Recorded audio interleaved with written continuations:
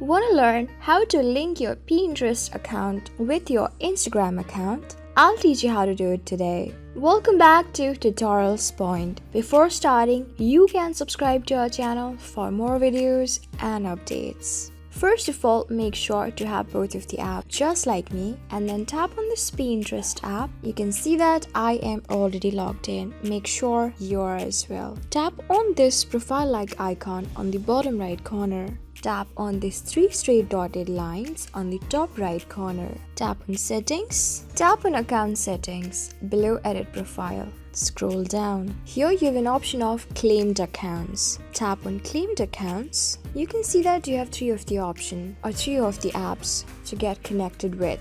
That is Instagram, Etsy and YouTube. Tap on Instagram. For this, you need to tap on the sliding icon on the right corner next to Instagram. So just by doing it, you'll be given an option of entering your phone number, username or email along with your password so that you can connect both of the accounts. So I'm going to enter my email address along with my password. You can do off your own. When you're done doing it, tap on Login below. So you can see that you can choose to save your login info, or you can even deny it by tapping on Not Now below. So yes, you can see that.